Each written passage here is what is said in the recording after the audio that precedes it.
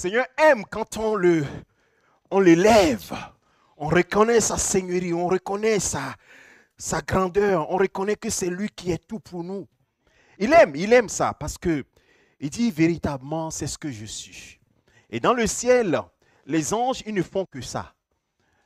Constamment, ils ne font que ça. Dire que lui seul est digne de louange et d'adoration. Constamment. Et c'est ce que nous devons faire. Vous voyez, beaucoup d'entre nous, vous avez des situations dans vos vies qui vous effrayent, des situations qui vous troublent. C'est normal. Nous ne sommes que des humains. Nous sommes limités par le temps, limités par la puissance des actes que nous pouvons poser. C'est normal que nous soyons souvent inquiets. Mais quand nous pensons à ce héros que nous avons en Jésus-Christ, alors toute peur s'évapore, toute peur quitte nos cœurs, parce que nous savons qu'il est avec nous. Et quand je n'étais pas encore un chrétien né de nouveau, puisque j'étais fréquenteur d'église à l'époque, il y a un flyer qu'un chrétien nous avait donné, You are not alone, Jesus is with you. C'est quelque chose qui m'a tellement marqué. Tu n'es pas seul. Souvent, même il y a des gens au milieu de nous ici qui se sentent seuls. Mais la Bible dit que tu n'es pas seul. À moins que tu n'aies pas Jésus comme Seigneur et Sauveur. Il dit à ses disciples en partant, je ne vous laisserai pas orphelins. Ça veut dire que Jésus sait ce que c'est que la solitude. Mais tu n'es pas seul. Vous savez, on peut être seul tout en étant entouré de monde. Hein? On peut être seul tout en étant entouré des gens. Mais Jésus ne nous abandonne pas. Et donc, nous aussi, nous devons tenir ferme et obéir à ce que Jésus nous dit pour qu'il soit constamment avec nous.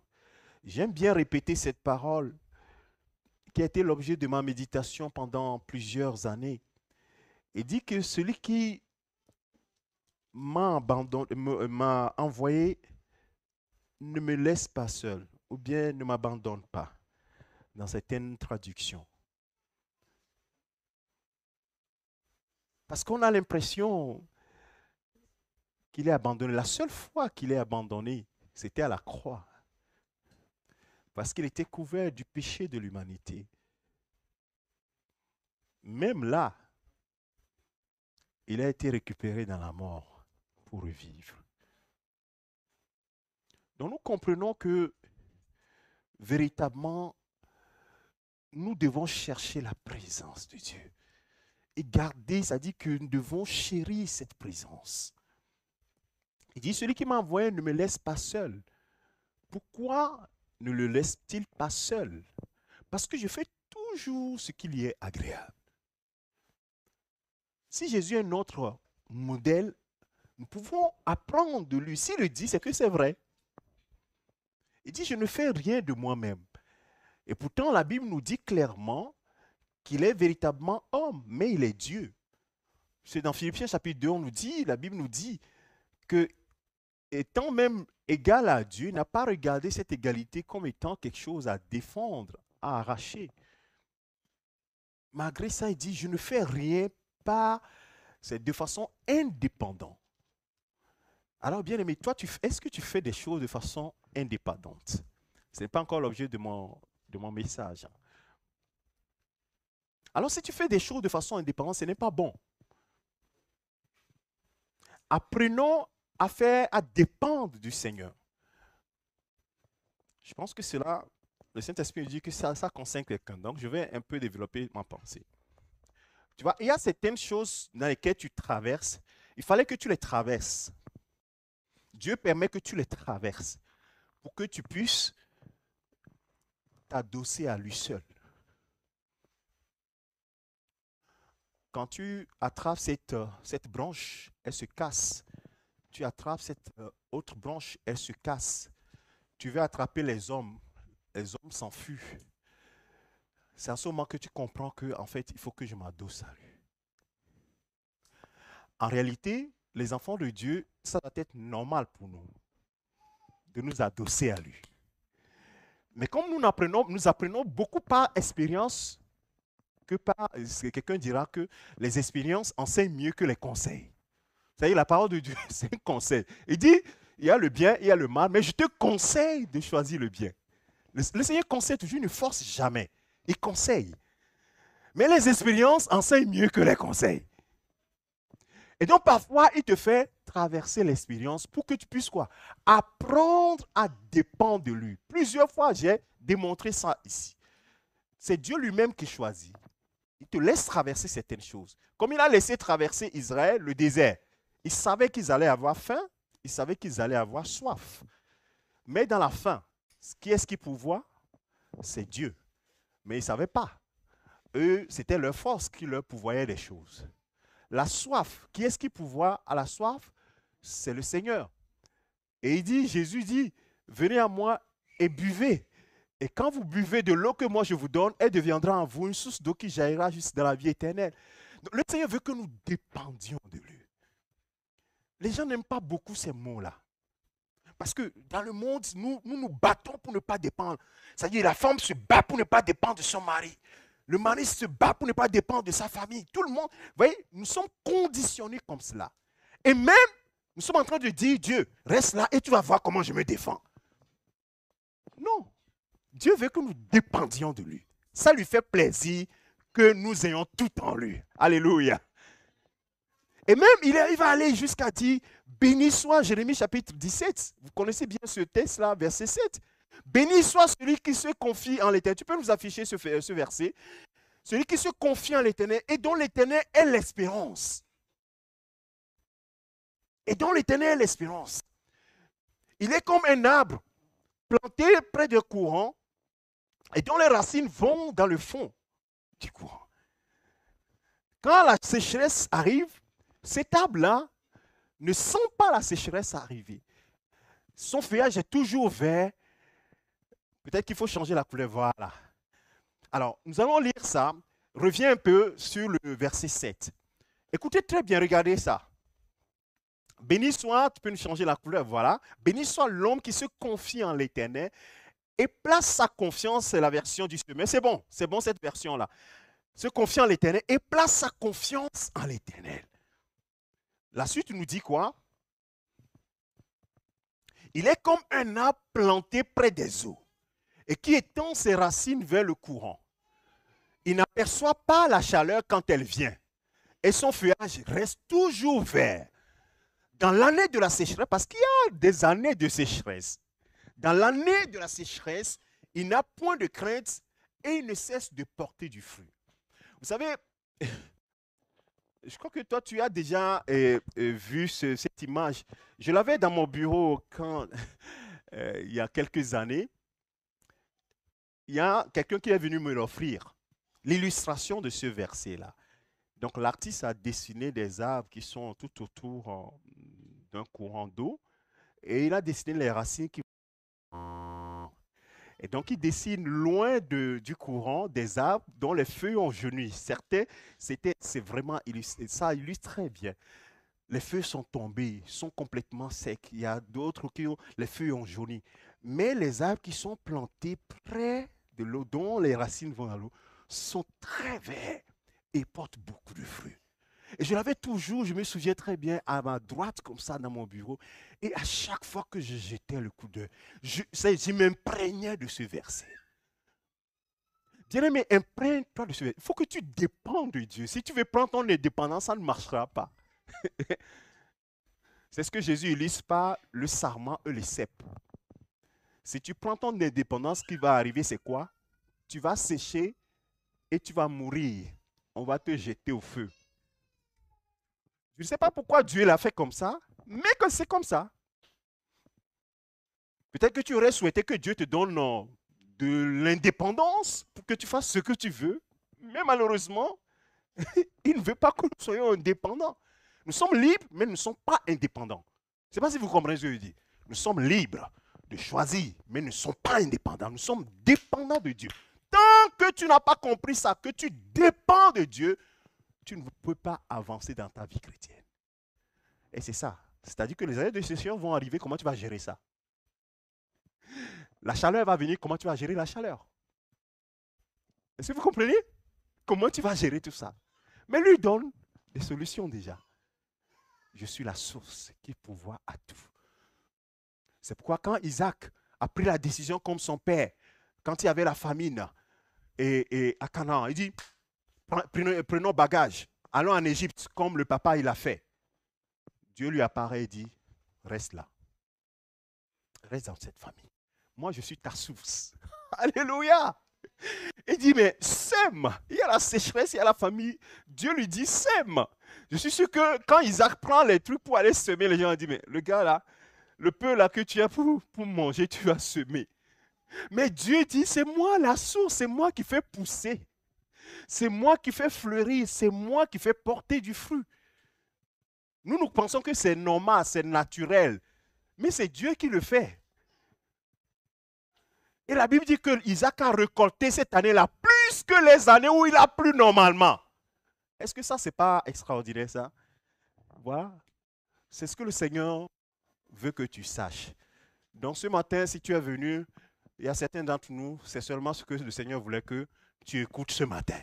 Je ferme la grande parenthèse. Amen. Voilà, toi tu as eu ton message déjà. Nous allons maintenant arriver sur le message de ce matin. Ma maison est la maison de prière, est une maison de prière. Je me suis posé une question.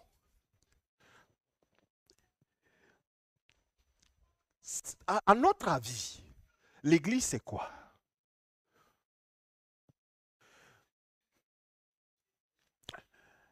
Et à notre avis, qu'est-ce que le Seigneur attend de toi et moi? C'est très large comme question. Mais je fais exprès de la poser parce que dans la méditation passe par le fait qu'on pose des questions et avec la parole de Dieu, on essaie d'apporter des réponses. C'est ça la méditation. La méditation, ce n'est pas d'aller dans des choses qui sont farfelues. Non. C'est de poser des questions réelles et de chercher dans les Écritures ce que la parole de Dieu apporte comme élément de réponse. Nous allons lire un texte. Matthieu chapitre 21, verset 12 au verset 14.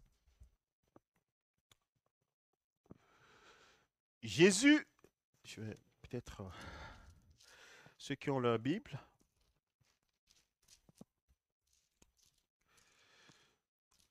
c'était quelque temps avant que Jésus ne soit arrêté. Matthieu chapitre 21, verset 12 au verset 14.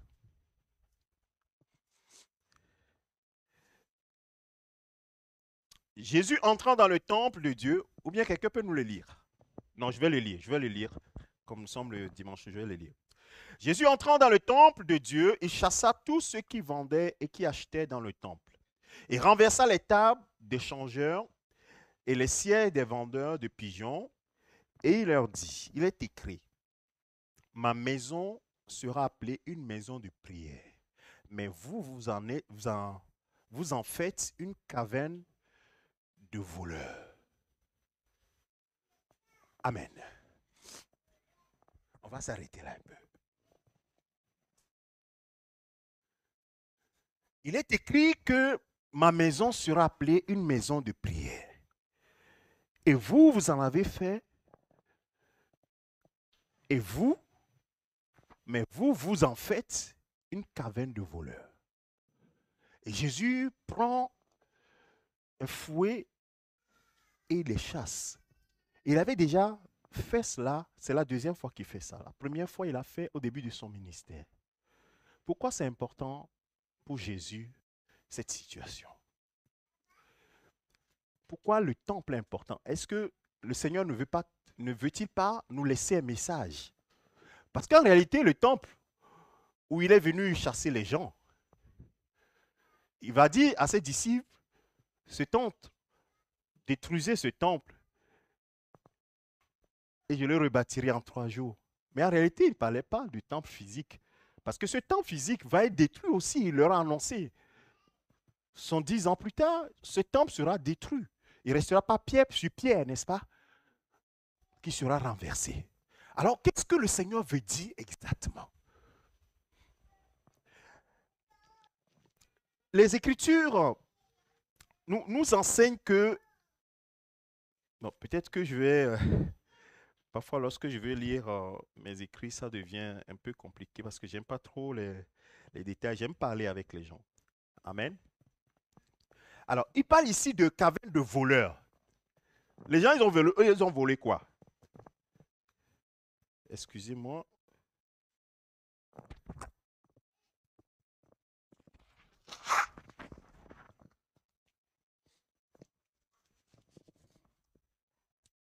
Volé. Alors, on va poser le décor rapidement, en 5 minutes. Qu'est-ce qui se passait? Vous voyez, sur le parvis, il y a plusieurs parvis. Vous savez, tout a commencé par Moïse. Hein. Tout a commencé par Moïse. Moïse reçoit l'ordre. Il y avait la tente d'assignation. Après, le Seigneur lui donne le modèle du tabernacle. Donc, il doit construire avec le lieu très saint, le lieu saint, le parvis, et ainsi de suite. Et même les ustensiles. La Bible dit que les ustensiles ont été donnés dans les moindres détails. Leur constitution, leur taille, et ainsi de suite. Donc, le temple pour Dieu est quelque chose d'essentiel.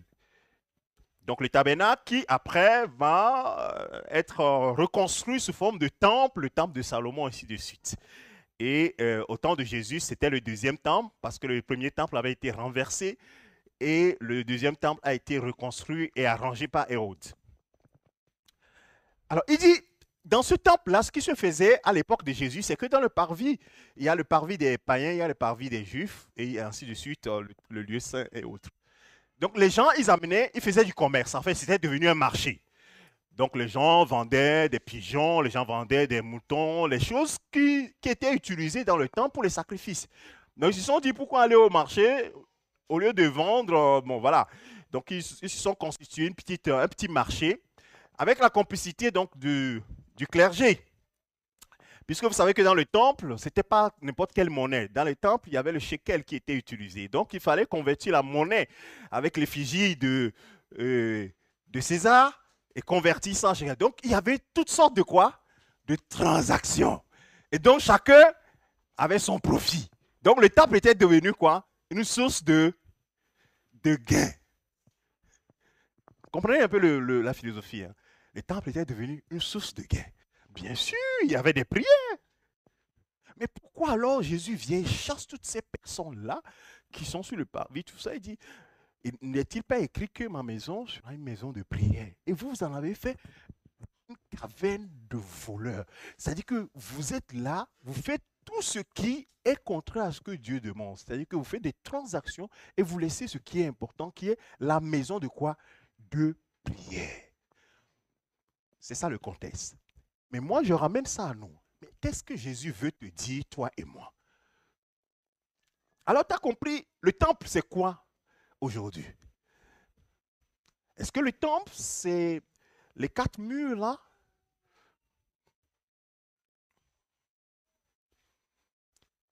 Non. Parce que quand Jésus dit, détruisez ce temple et je le rebâtirai en 3 jours, donc il ne parlait pas du temple physique. Donc vous comprenez que Dieu a des temples. Et Dieu a fait maintenant des hommes nés de nouveau son temple où il va habiter. Parce que dans les prophéties, dans l'ancienne alliance, il venait, il ne résidait pas dans le tabernacle. Il venait et il partait. Sa gloire descendait, sa gloire partait. Dans le temple de Salomon, je ne sais pas comment ça se manifestait, mais est-il que Dieu n'habitait pas au milieu de son peuple? Alors qu'il avait prévu qu'il devrait habiter au milieu de son peuple. Et donc la venue de Jésus-Christ ouvre une brèche.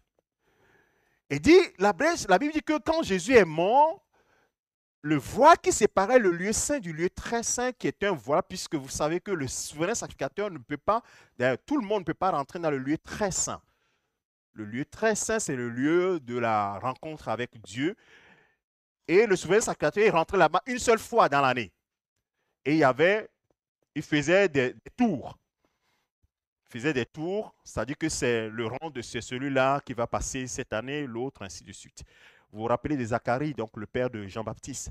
C'était son tour d'aller dans le temple. Et quand il est allé dans le lieu très simple pour faire la prière, l'ange lui apparaît et lui dit, vous allez avoir un enfant.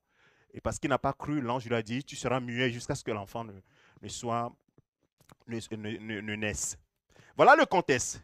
Je vous explique ça pour que vous puissiez comprendre. Alors quand Jésus meurt, le voile qui séparait le lieu très saint du lieu saint a été déchiré par une main étrange. Et c'est sûr, c'est la main de Dieu. Parce que la main de l'homme va déchirer du bout vers la racine, on va dire. Mais là, le voile est déchiré de haut en bas. La Bible précise comme ça. Ça veut dire que c'est Dieu qui déchire et maintenant, tout le monde peut accéder à Dieu au travers de l'image de Jésus-Christ qui est sa chair qui est rompue, qui est le voile. Donc on peut maintenant accéder au trône de la grâce facilement. Tout le monde. Tous ceux qui l'invoquent peuvent accéder. Alors, ce qui va se passer, c'est que le temple, Dieu va commencer maintenant par habiter dans l'homme au travers de son esprit. L'homme devient quoi? Son temple. L'homme devient sa maison. Et c'est ça le changement que Jésus est venu apporter.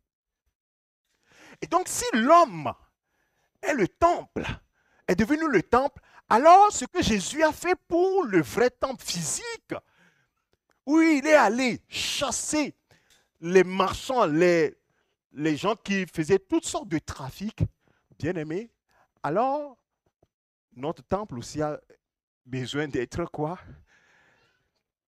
D'être mis au clair. D'être mis au clair. Pour illustrer cela, on va lire en 1 Pierre chapitre 2, on peut nous afficher 1 Pierre chapitre 2, verset 5 au verset 7. Je vous donne juste une image, vous allez voir. Il dit, Jésus est la pierre angulaire rejetée par les hommes. Il dit, vous-même comme des pierres, édifiez-vous. Voilà. Et vous-même comme des pierres vivantes, édifiez-vous pour former une maison spirituelle sainte, un saint sacerdoce afin d'offrir des victimes spirituelles agréables à Dieu. Victimes spirituelles, c'est quoi? Alléluia. Dans l'ancien temple, on sacrifiait quoi? Les animaux, c'est des victimes. Là, aujourd'hui, il dit, maintenant, vous allez sacrifier, vous allez offrir à Dieu des victimes spirituelles. C'est quoi? Notre adoration, nos prières, puisque la prière, l'adoration. Vous voyez, c'est des victimes. Donc, maintenant, des pierres vivantes, et ensemble, nous constituons non seulement individuellement, nous allons le lire dans 1 Corinthiens, la Bible nous dit clairement que ne savez-vous pas que vous êtes le temple de Dieu, vous êtes la maison. Je vais vous citer ces versets-là. Maintenant, Dieu veut qu'ensemble, nous constituions aussi un sacerdoce, un saint sacerdoce, et que nos victimes spirituelles que nous offrons à Dieu lui soient agréables en Jésus-Christ. Ça veut dire que nos victimes peuvent ne pas être agréables à Dieu, comme l'offrande de Caïn qui n'a pas été agréable à Dieu. Donc faites très attention. Le tout n'est pas de devenir chrétien. Vous vous rappelez? Il y a 2 jours, j'avais envoyé ce message-là. Ce n'est pas tous ceux qui m'appellent Seigneur, Seigneur qui rentreront. Ce n'est pas les gens du monde qui appellent Jésus Seigneur, hein, attention. Cela veut dire que Dieu attend de toi et moi des victimes spirituelles. Jésus dit, mais n'est-ce pas que c'est écrit que ma maison doit être une maison de quoi? De prière. Une maison de communication, de communion avec Dieu. La prière, c'est la communion et la communication avec Dieu. La Bible dit que Dieu venait dans le jardin d'Éden et communiquait avec Adam. Dieu veut communiquer avec nous. Dieu veut communier avec nous. C'est ce qui se passait dans le jardin d'Éden. Et l'homme a perdu ce privilège-là. Et il fallait que ce privilège soit rétabli. Et ce privilège a été rétabli par le dernier Adam qui est qui? Jésus-Christ. Le premier Adam a péché et tous ont péché. Le dernier Adam vient sauver et tous par lui sont sauvés. C'est au travers de lui. C'est pourquoi si vous avez quelqu'un d'autre pour être sauvé, ce n'est pas possible. Alléluia. Et donc, Dieu veut cette communication et cette communion. Et donc, Dieu veut que sa maison soit une maison de prière. Le temple. Le temple. Il y a un cantique qui dit, je suis le temple. Bon, ok. 1 Corinthiens chapitre 6, verset 19. Tu vas me préparer ce cantique-là. 1 Corinthiens chapitre 6, verset 19. J'ai résumé l'Ancien Testament rapidement au Nouveau Testament parce que c'est ça qui nous intéresse. Ne savez-vous pas, vous êtes censé le savoir. Ne savez-vous pas que votre corps est quoi? Est-ce que vous en êtes conscient tous les jours? Quand tu t'es réveillé ce matin, est-ce que tu as été conscient que tu es le temple du Saint-Esprit? Nous ne sommes pas souvent conscients. Hein? Ne savez-vous pas que votre corps est le temple du Saint-Esprit qui est en vous et que vous avez reçu de Dieu? Et quoi? Vous ne vous...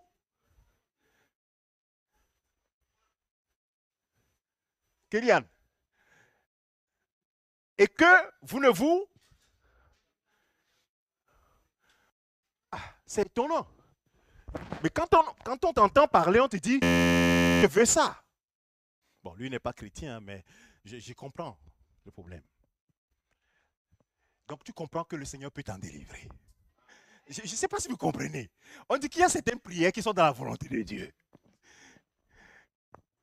Et si c'est dans la volonté de Dieu, qu'est-ce que la Bible a promis? Vous pouvez avoir une assurance. Vous pouvez, ça là, ça veut dire qu'il y a certaines prières, bon, tu n'as pas l'assurance. Mais il y en a d'autres, tu dois avoir l'assurance. Nous avons auprès de lui une assurance. Que si nous prions dans sa volonté, qu'est-ce qu'il fait? Ah! Il dit que mon temple, mon esprit en toi. Faut pas faire, faut mettre le vide. C'est-à-dire qu'il faut chasser les vendeurs de quoi là? On te vend le jeu vidéo, tu achètes. On te vend quoi encore? Tu achètes ça aussi. On te vend les films, tu achètes Netflix. On te vend ceci, tu achètes. On te vend, tu achètes. Toi, tu ne fais qu'acheter, acheter. Arrivé un moment, il faut faire quoi? Il faut balayer tout ça. Il faut balayer tout ça. Et comme le Seigneur lui-même, il a fait par 2 fois dans les Écritures, et tu dis, Seigneur, je veux balayer tout ça là autour de moi, hey, c'est dans sa volonté ou pas? Oh, c'est dans sa volonté ou pas? Bon, si c'est dans sa volonté, qu'est-ce que les Écritures nous disent? Ce sont les mêmes textes que je cite parfois, hein, mais j'aime que les gens puissent bien comprendre. 1 Jean chapitre 5, verset 14-15. Comme ça, quand les gens, on le lit, les gens écoutent, les gens voient, ils sont convaincus.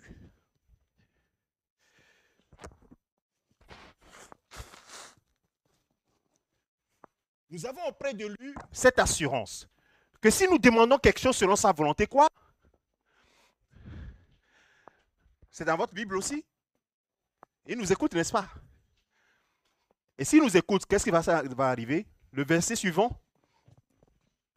Et si nous savons qu'il nous écoute, quelque chose que nous demandons, dans certaines traductions, dit, quelle que soit la chose que tu demandes, oh bien-aimé, n'est-ce pas ça la prière? Mais pourquoi est-ce que nous ne voulons pas demander? Oh, moi, mon problème, c'est les jeux vidéo. Ben oui, oui. Mais Dieu peut t'en délivrer parce que c'est sa volonté, c'est que tu sois débarrassé de ça. Oui, Seigneur, il y a ça là qui me dérange. Ben oui, ce n'est pas, il ne te juge pas. Oui? Il dit à la femme prostituée, je ne te juge pas, mais va et ne pêche plus. Je te donne le pouvoir de ne plus pécher. Tu peux dire non. Il dit, si nous demandions quelque chose selon sa volonté, nous savons que nous possédons la chose que nous lui avons demandée. Le premier verset dit, nous avons auprès de lui cette assurance. C'est une assurance. Si tu pries, tu fais une prière, une autre prière, moi je ne sais pas quelle assurance, qui n'est pas dans la volonté de Dieu, je ne sais pas si tu peux avoir une assurance, mais au moins ça, j'ai la conviction que c'est dans sa volonté. Et si c'est dans sa volonté, il nous donne une parole. Alors, qu'est-ce que moi je fais d'habitude? Cette parole, moi je la prends. Je fais comme Ézéchias. Ézéchias a pris la lettre de, je ne sais pas si c'est Sanchérib, La lettre de Sanchérib, la Bible dit qu'il a déployé la lettre devant l'Éternel. Il a déployé la lettre devant l'Éternel. Il dit, Seigneur, regarde. Regarde ce que les menaces que le gars m'a envoyées. Donc moi aussi, je prends ma Bible et dis, Seigneur, regarde ta parole. Elle est la vérité. Ce n'est pas moi qui l'ai dit. Mais moi, je te prends au mot. Ça, là, il faut que je m'en sorte. Parce que je sais que c'est dans ta volonté. Bien-aimé, ce sont les prières qui réussissent là. L'efficacité de la prière passe par le fait qu'on rappelle au Seigneur ce qu'il a dit, sa promesse. Ma maison est une maison de prière. Tout ce qui peut t'empêcher, regarde le nombre d'heures que nous passons à faire autre chose que de prier. Bon. Je vais prendre la prière dans le sens large. La communion avec Dieu, même autour de sa parole. Quand tu lis la parole de Dieu, tu tombes sur certains versets, c'est que la prière sort de façon instantanée. Tu pries en même temps. C'est tu es en communion avec lui. Lui, il communie avec toi et toi avec lui. Combien de temps passons-nous à communier avec Dieu? Et pourtant, nous sommes le temple de la prière, la maison de la prière. J'étais dans le métro un jour, et puis c'est comme si le Seigneur me tape et dit, commence par prier. Je vais prier quoi? Je ne sais pas. Puis j'ai commencé par prier. Oh Seigneur. Et souvent quand c'est comme ça, si tu arrives à prier en langue, là tu pries en langue, puisque tu ne sais pas quoi tu vas dire. Et j'ai commencé par prier en langue. Quelques minutes après, il dit, regarde de l'autre côté. Je tourne la tête, je regarde, et puis mes yeux croisent les yeux de quelqu'un. Et puis le Seigneur me dit, ce n'est pas un homme, c'est un esprit. Et quand la personne m'a vu, c'est comme si, c'est-à-dire, on s'est compris tout de suite. On s'est compris, il m'a compris, je l'ai compris en même temps. Parce que le Seigneur me dit, regarde, c'est un esprit ça. Et puis, il commence par se cacher derrière les gens. Dès que le métro s'arrête, il est parti. Vous voyez, le Seigneur veut que tout le temps nous soyons en communion avec lui. En communion avec. C'est pour notre intérêt, ce n'est pas autre chose. Vous comprenez, c'est pour nous-mêmes. Il faut que la maison du Seigneur fait tout pour que cette maison soit une maison de prière. Tout ce qui t'empêche de prier, tout ce qui te bloque le temps de prier, il faut les dégager. Il faut les dégager. C'est pour cela que si tu dis, Seigneur, fais le ménage autour de moi, comme il a fait le ménage dans le temps, ce matin, tu veux qu'on prie comme ça? On va faire cette prière. Tu vas voir, Dieu va faire le ménage autour de toi.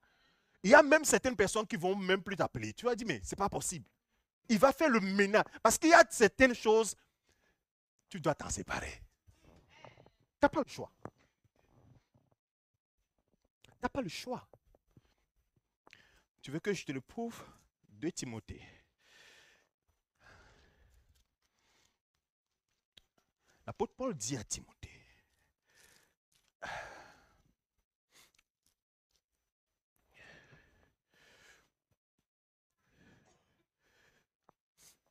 de Timothée chapitre 2, verset 20, verset 21.